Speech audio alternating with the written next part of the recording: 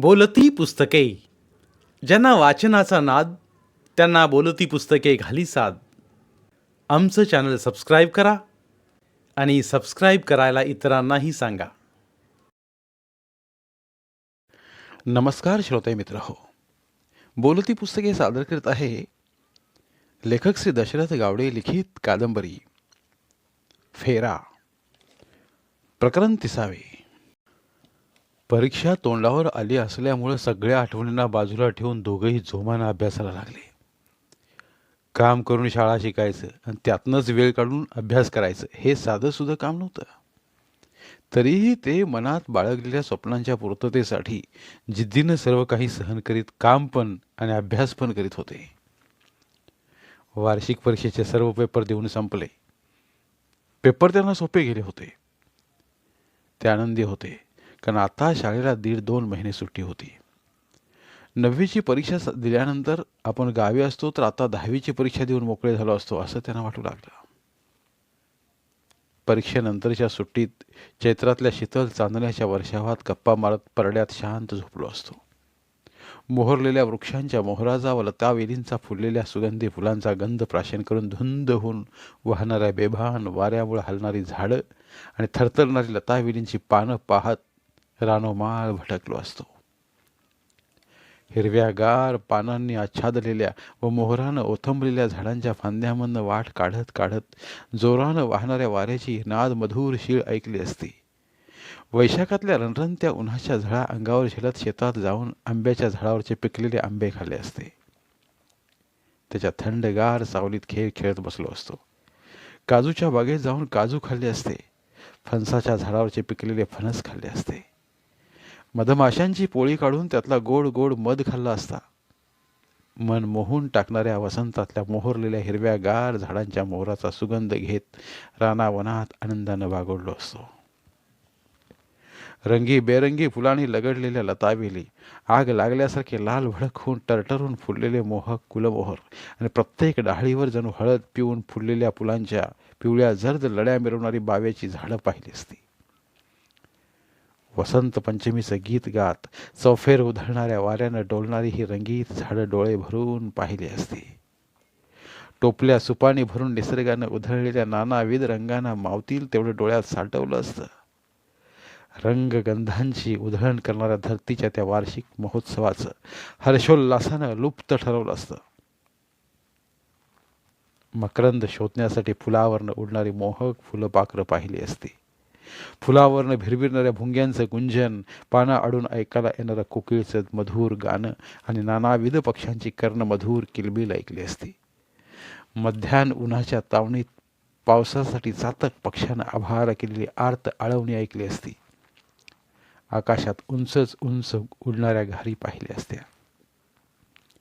भरून आलेलं वाळवाचं काळकिट्ट आभाळ, रोरावत वाहणारा वादळ वारा, लखलखणाऱ्या विजा आणि निसर्गाच्या या तांडवात आपल्या घरट्यातल्या पिलांपाशी पोचण्याची पक्ष्यांची केविलवाणी धडपड ही पाहिली असती. झोडपणाऱ्या वळवाच्या पावसाचं रौद्र रूप पाहिलं असतं. तोंड सुन्न पडेपर्यंत काळ्या कुट्ट ढगातनं पडलेल्या पांढऱ्या शुभ्र गारा खाल्ल्या असत्या. पहिल्या पावसानं दरवळणारा मातीचा सुगंध अगदी मनसोक्त पोट भरून प्यायलो असतो.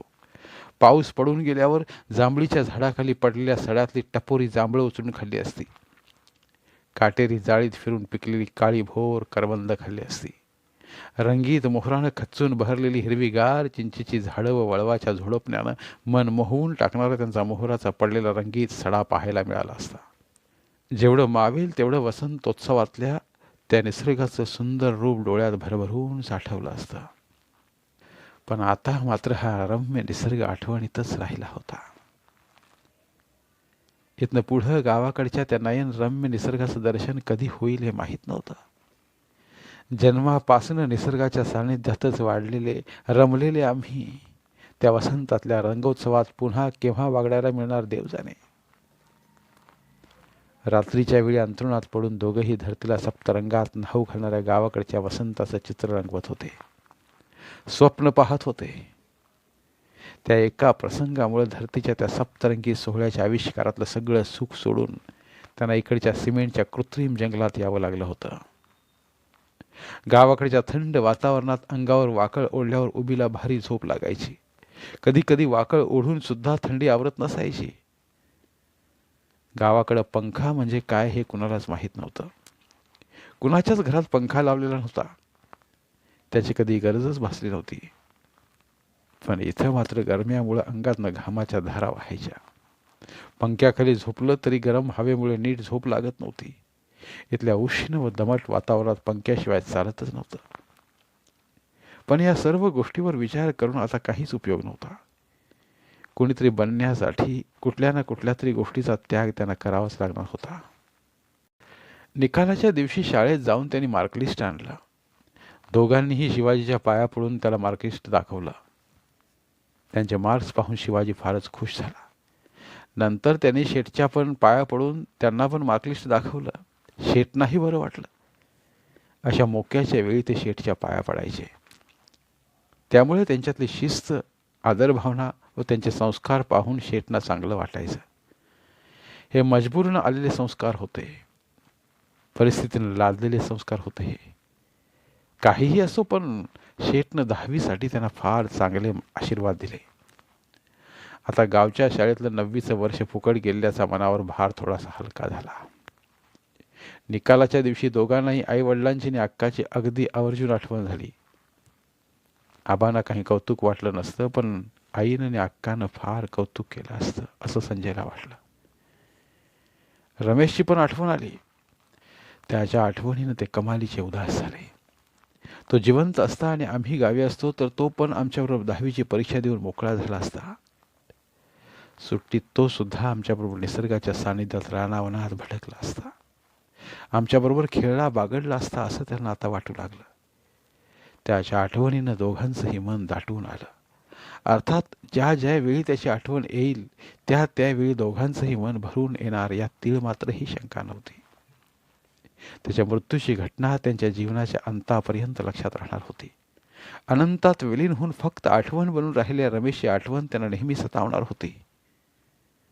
भविष्यातल्या चांगल्या वाईट प्रसंगाच्या वेळी त्याची आठवण त्यांना अगदी आवर्जून येणार होती. त्यावेळी क्षणभरासाठी का असेना, पण त्यांचं मन त्याच्या आठवणीनं दुःखी होणार होतं. चुकून का होईना, पण त्याच्या आठवणीनं द्रवलेल्या मनामुळे कधीतरी दुःखाचे अश्रू दोघांच्याही डोळ्यातनं ओघळणार होते हे मात्र नक्की. संजयची व उमेशची 9वीची परीक्षा झाल्यावर शिवाजीनं महिन्याभराची रजा शेठकडनं पास करून घेतली. त्यानं तसं त्या दोघांनाही सांगितलं. शिवाजी गावी जातोय कळल्यावर दोघांचीही पाचावर धारण बसली. काळीच थरथरलं. जरी त्यानं त्यांच्याबद्दल कुणालाही सांगत नाही असं म्हटलं असलं तरीही आमच्या गावी जाऊन आबांना आमची खबर दिली तर काय करायचं असं समजून त्यांची भीतीनं गाळण उडाली. शिवाजीदा, आमच्या गावाकडे जाऊन आमच्या आबांना तेवढं सांगू नका, नाहीतर आमचं काही खरं नाही. संजय धाडस एकवटून शिवाजीला असं बोलला. अरे नाही रे बाबा, मी सांगत. तुमचं यमेवाडी गाव मी कधी बघितलेलं सुद्धा नाही. ते कुठं आहे ते मला माहीत पण नाही. मी माझ्या आईवडिलांना आणि बायको मुलांना भेटायला चाललो आहे. वर्षातून 1-2दा मी गावी जातो. माझ्या आई वडील माझी बायको मुलं माझी दरवर्षी या दिवसात अगदी आतुरतेने वाट बघत असतात. गावी गेलो की माझ्या घरच्यांना द्यायला मला वेळ पुरत नाही आणि मी तुमच्या गावाला केव्हा जाऊ. गावाकडे जाऊन शेतीची कामं सुद्धा मला करावी लागतात. कधी कधी तर पेरणी करूनच मला परत यावं लागतं. मी घरात बसून राहत नाही आणि मी कुणाला सांगत नाही म्हणून एकदा सांगितल्यावर तुम्ही माझ्यावर विश्वास ठेवायला पाहिजेत. शिवाजीनं असं सांगितल्यावर दोघांच्याही मनाचं समाधान झालं. मनातली शंका निघून जाऊन त्यांनी सुटकेचा निश्वास सोडला. तुम्ही तसं सांगितलं आहात तरी पण आम्हाला भीती वाटली म्हणून तसं म्हटलं. सॉरी हा शिवाजीदा, पुन्हा असं तुम्हाला आम्ही विचारणार नाही. संजय: बरं ठीक आहे, मी गावाकडून येईपर्यंत सांभाळून राहा. शेठ जे काम सांगतील ते करा. ठीक आहे शिवाजीदा, तुम्ही सांभाळून जा आणि सांभाळून परत या. उमेश: ठीक आहे. असं म्हणत त्यानं जमल्या स्टाफकडे पाहिलं व संजय व उमेशकडे नीट लक्ष द्या, ते अजून लहान आहेत असं त्यानं सांगितलं व तो गावी गेला. शिवाजी गावी गेल्यावर दोघंही थोडंसं घाबरून राहत होते. दबक्या आवाजात इथं स्टाफशी बोलत होते. शिवाजीचा त्यांना फार मोठा आधार होता. तो त्यांचा आधारस्तंभ होता. आधारच आपल्याजवळ नाही म्हटल्यावर दोघंही तणावात होते. तरीही शिवाजीने सांगितल्याप्रमाणे सर्वजण त्यांच्याशी चांगलं बोलून चालून राहत होते. महिनाभर गावी राहून शिवाजी परत मुंबईला आला. त्यानं सर्वांची विचारपूस केली.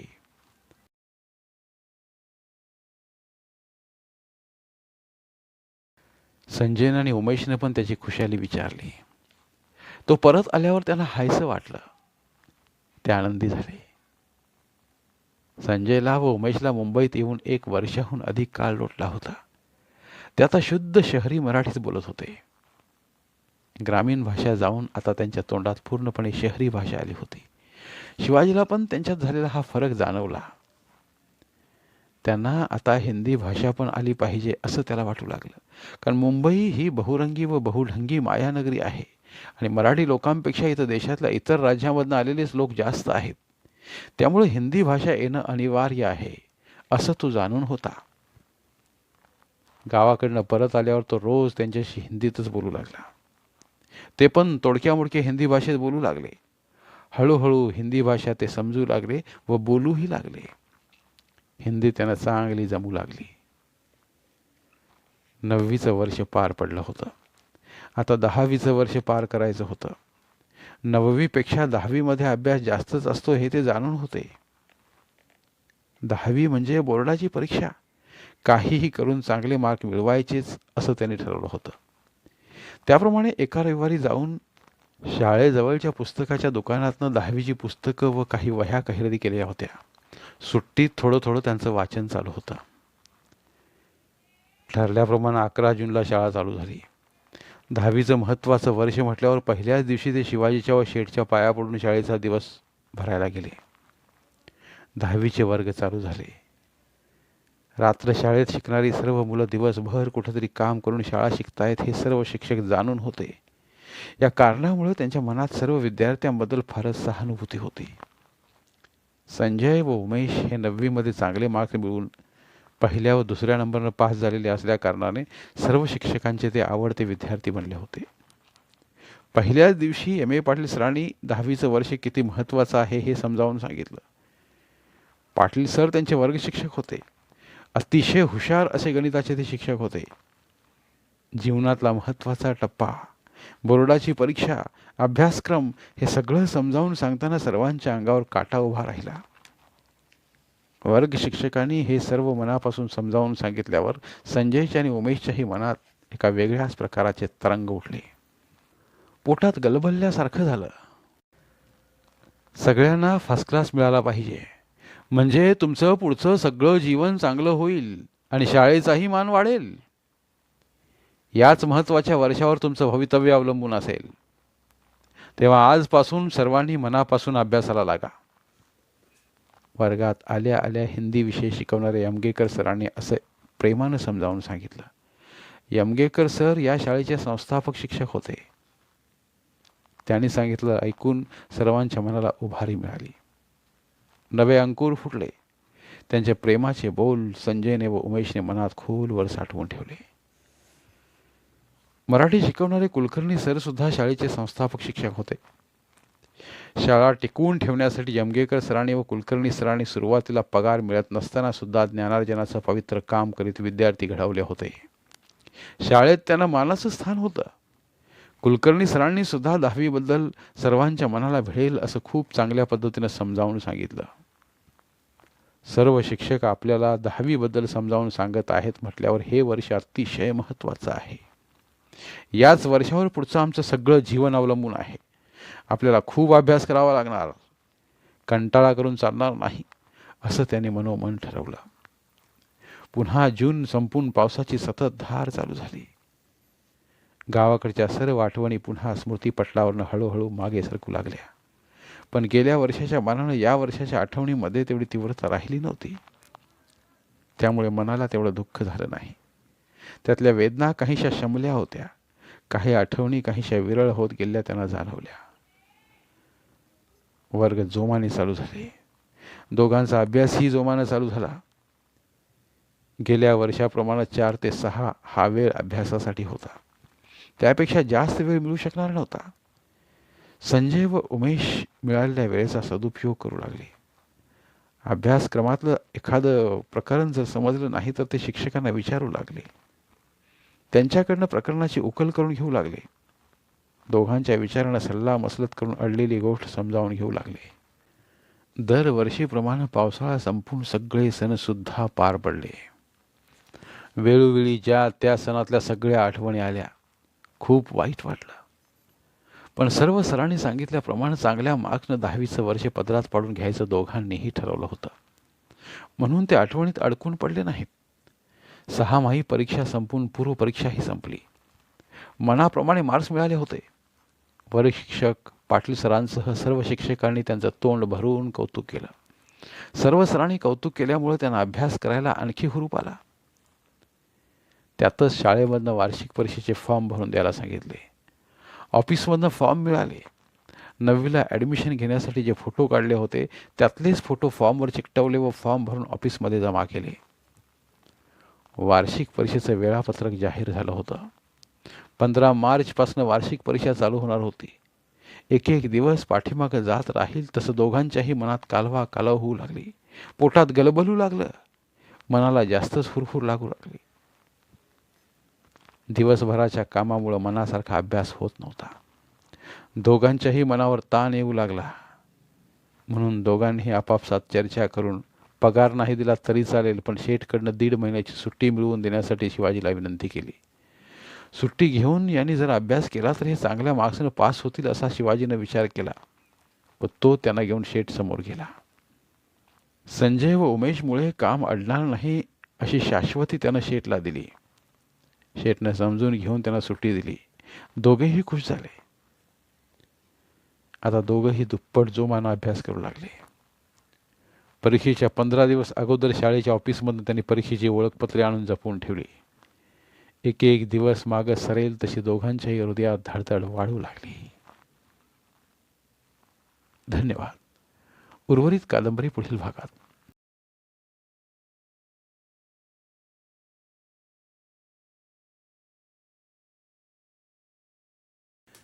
धन्यवाद.